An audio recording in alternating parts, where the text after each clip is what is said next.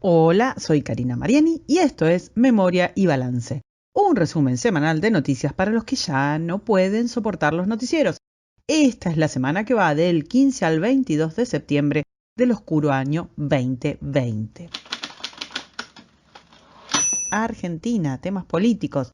Argentina cumplió este domingo pasado, el 20 de septiembre, 6 meses desde la imposición de medidas de aislamiento social para hacer frente a la pandemia de COVID-19. La situación epidemiológica a 6 meses está descontrolada y el costo para su ya golpeada economía fue brutal. En la disyuntiva economía o salud hizo todo mal para la economía y para la salud. El gobierno, no obstante, ha decidido extender la cuarentena hasta el 11 de octubre, abrazándose aún más al fracaso de su política frente al COVID, que logró destrozar la economía más que cualquier otro país, y aún así no ver ningún efecto positivo en las curvas de contagio que ya se encuentran en el podio mundial. En este contexto, un nuevo banderazo volvió a las calles de la capital y del interior del país. La Corte Suprema de Justicia argentina se encuentra bailando en estos momentos con la más fea, ya que debe decidir si acepta la decisión del Senado de sacar de sus cargos a los 3 jueces que investigaban los casos de corrupción del kirchnerismo. En un paso más hacia el chavismo de manual, Alberto Fernández vuelve con la fracasada idea de crear un operador estatal de telefonía celular, luego de declarar como servicios públicos a Internet y a la telefonía. El gobierno kirchnerista ahora está analizando la creación de una mega empresa estatal que administre y provea servicios de telefonía. Seguro que esta vez les va a ir súper bien. Vuelve Entel, amigos. En fin, bajo la consigna abran las escuelas, muchísimos estudiantes reclamaron la vuelta presencial de las clases. Esta protesta viene a cuento de los más de 6 meses durante los cuales los chicos no tuvieron clases. Estas protestas se llevaron a cabo durante el Día del Estudiante y hubo movilizaciones de jóvenes y de docentes frente al Ministerio de Educación reclamando por la vuelta. Tras el motín de la semana pasada, el ministro de Seguridad de la provincia de Buenos Aires, Berni, desafectó a 6 comisarios y ordenó disolver la policía local. Por orden directa del gobernador Kicillof, además, van a sancionar a más de 1.500 efectivos que habrían sido identificados protestando en la Quinta de Olivos. Se va poniendo linda la cosa para Berni. En cuestiones económicas, el Banco Central anunció más restricciones para limitar el acceso a dólares por parte de la población. En una devaluación disfrazada, el llamado dólar ahorro pasará ahora a costar 130 pesos. Además, deberán pagarse más impuestos para acceder a la divisa estadounidense, mientras que los consumos en tarjeta de crédito estarán limitados a $200 mensuales. Las consecuencias de estas medidas fueron que el dólar blue saltó a los 145 pesos, obviamente, lo que hace que ahora la brecha con el dólar oficial sea del 80%. Esta situación hizo que cayeran las acciones y los bonos. Por otra parte, el gobierno proyecta gastar 3.4% del PBI en políticas de género durante el año 2021, según se traduce del proyecto de presupuesto. Este monto en tallercitos de masculinidad, de gente que habla con la E y otras pavadas por el estilo, equivale a todo el déficit fiscal del 2019. Es el cuádruple del presupuesto en seguridad. Sí, así es. En el presupuesto también se prevé un impuestazo porque los tongos de género no se pagan solos, amigos. Y sigue cayendo el consumo en Argentina. Agosto y septiembre volvieron a mostrar un abrupto derrumbe y la crisis se profundiza. Y sí, según 3 informes de distintas consultoras, hay un profundo deterioro en el consumo. Agosto tuvo una caída del 3.3% y septiembre sigue la misma línea y se profundiza el hambre. Estados Unidos. Sigue el baile con TikTok. TikTok dice que Oracle ahora puede revisar el código de fuente, pero el acuerdo no permitirá la transferencia de tecnología. El acuerdo ahora tiene que ser analizado por el Departamento del Tesoro para su aprobación final. Veremos cómo termina este tema con la app. En tanto, murió la jueza Ruth Bader Ginsburg, que era un ícono del progresismo en la Corte Suprema de Estados Unidos, lo que abre la posibilidad de que el presidente Trump nomine a otro integrante del tribunal que sustituya a la jueza y así poder sellar su legado cimentando una mayoría conservadora. Los demócratas están tratando de patear la pelota hacia adelante. En otro orden de cosas, Estados Unidos anunció la renovación de todas las sanciones sobre Irán, incluido el embargo de armas. Mike Pompeo anunció el restablecimiento inmediato de todas las sanciones que habría puesto la ONU sobre Irán, pero que Obama, cuando no, levantó en el 2015. Rusia. Sigue la novela de espías con el renacido opositor Alexei Navalny, que ya por suerte volvió a caminar. El Tribunal Supremo ruso disolvió el partido de Navalny, tras la petición del Kremlin. El opositor viene reclamando a las autoridades de Moscú que le devuelvan la ropa que llevaba el día de su envenenamiento, ya que las considera una prueba vital. Grecia. 50 terroristas antifa fueron arrestados luego de un ataque violento a la policía. En la requisa se encontraron armas y demás objetos de ataque que fueron confiscados. Brasil.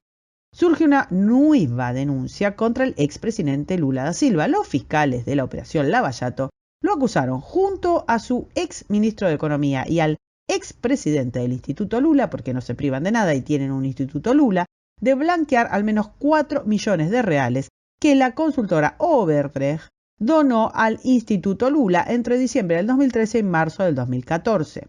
Por otra parte, Mike Pompeo visitó Brasil esta semana, más precisamente la ciudad fronteriza de Boa Vista, reafirmando su respaldo al gobierno de Bolsonaro y a los refugiados venezolanos que están escapando de la dictadura de Maduro. Bolivia. La presidente encargada Jeanine Áñez renunció a su candidatura presidencial, ya que francamente no existían las encuestas. Según sus propias palabras, lo hizo para no dividir a la oposición que tiene que enfrentar a Morales. Mientras tanto, tanto la Unión Europea como la ONU como la Iglesia están pidiendo respeto mutuo a los candidatos para evitar un baño de sangre en los próximos comicios que se van a celebrar el 18 de octubre. Italia. En el referéndum para reducir el número de escaños en el Parlamento en un 36%, o sea que van a pasar de 945 a 600, ganó el sí, con casi el 70% de los votos favorables. Gran Bretaña. Sigue el juego de póker entre Johnson y la Unión Europea. La modificación de los términos del acuerdo final del Brexit que hizo Boris Johnson volvió más problemático el divorcio entre el Reino Unido y la Unión Europea, después de que Londres impulsara una ley sobre el mercado interno que modifica el famoso acuerdo de retirada. Desde Londres se impulsó esta controvertida ley y entonces la Unión Europea fijó como plazo el fin de este mes de septiembre para que las autoridades británicas remuevan esa legislación. El vicepresidente de la Comisión Europea, Maroš Šefčovič, anunció que se reunirá el 28 de septiembre en Bruselas con el ministro británico Michael Gove. China. Viene livianita la cuestión china, ya que preocupados por el acercamiento entre Taiwán y Estados Unidos, China realiza maniobras militares cerca del estrecho de Taiwán. El diario estatal chino Global Times aseguró que las maniobras de la Armada China en el estrecho de Taiwán son un ensayo de invasión a la isla. Y además amenazaron de muerte, cuando no, a la presidente Tsai Ing-wen si mantiene su acercamiento a Estados Unidos. Perú. La conclusión de la novela de Perú terminó así.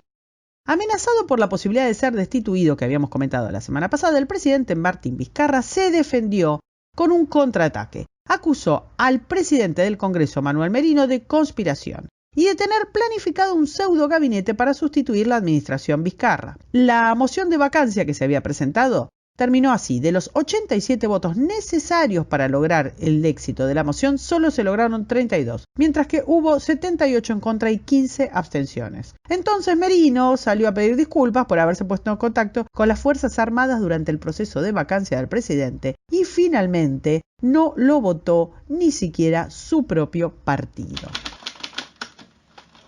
Israel. Un histórico acuerdo fue firmado en la Casa Blanca. Israel estableció relaciones diplomáticas con Emiratos Árabes Unidos y con Bahrein, siendo ya 4 los países árabes que mantienen lazos oficiales con este país. Benjamin Netanyahu señaló que hay otros países en la región que están a punto de firmar nuevos acuerdos. España. Mientras que algunos países como Alemania, Países Bajos o incluso Italia están viendo mejoras en las previsiones económicas, en España ocurre todo lo contrario. Las previsiones públicas de la semana pasada por el Banco de España confirman lo que se viene viendo desde agosto. España se descuelga de Europa. Es la única economía analizada cuyo pronóstico ha empeorado en cada revisión. En tanto, miles de ciudadanos convocados por las federaciones de asociaciones vecinales de Madrid se movilizaron en la capital española para expresar su rechazo a las nuevas restricciones a la movilidad, medidas que consideran ineficaces y discriminatorias. Madrid va a confinar esta semana por 14 días al 13% de la población de la ciudad para tratar de contener el COVID. Venezuela. A hurtadillas, con el rastreador apagado y sin identificación, un superpetrolero iraní atracó en un puerto venezolano con un cargamento de 2 millones de barriles de gas condensado para producir combustible, desafiando así las sanciones de Estados Unidos. En cuestiones de derechos humanos, la misión de investigaciones de Naciones Unidas señaló que el régimen chavista ha planificado y ejecutado desde el 2014 gravísimas violaciones, confirmando que la llamada revolución bolivariana se mantiene gracias a ejecuciones extrajudiciales, desapariciones forzadas, torturas, detenciones arbitrarias y violencia contra los manifestantes. A pesar de la solicitud del alto representante de la Unión Europea, Josep Borrell, de que se retrasen los comicios parlamentarios en Venezuela, el régimen chavista ha negado esta posibilidad. Uruguay. El presidente Luis Alberto Lacalle Pou habló del éxito de su gobierno en la contención del COVID y señaló como uno de los puntos importantes la austeridad para enfrentar la crisis. Según sus propias palabras, el bolsillo de los uruguayos no aguanta más y el esfuerzo tenía que hacerlo el Estado. Por ello, el Parlamento aprobó la bajada de salarios de los miembros del gobierno y de sus funcionarios. Pou, por otra parte, admitió que es probable que para el verano el país no pueda tener las fronteras abiertas con Argentina y con Brasil a causa de la pandemia del COVID, lo cual representará para su gobierno una decisión bien difícil, ya que va a atentar contra la base económica del turismo. Colombia. Un terrible enfrentamiento en la frontera entre Venezuela y Colombia entre las Fuerzas Armadas venezolanas y disidentes de la FARC dejó 4 militares venezolanos muertos, 3 heridos de gravedad y un número indeterminado de guerrilleros colombianos fallecidos. Arabia Saudita. Se difunden estudios realizados para Arabia Saudita por geólogos chinos para trazar un mapa de sus reservas de uranio a una velocidad vertiginosa, como parte de su acuerdo de cooperación en energía nuclear entre saudíes y chinos. Se identificaron 3 depósitos para extraer más de 90.000 toneladas de uranio. La divulgación de este informe intensifica las preocupaciones en el mundo sobre el interés de Riad en un programa de armas atómicas. Y finalizamos siempre con ONU. ONU no va a apoyar las sanciones de Estados Unidos contra Irán, según advirtió el titular del organismo, Antonio Guterres. Señaló que el organismo no va a apoyar la reimposición de sanciones, así como lo exige Estados Unidos, hasta que lo autorice el Consejo de Seguridad. Esto es todo por esta semana. Un abrazo a todos.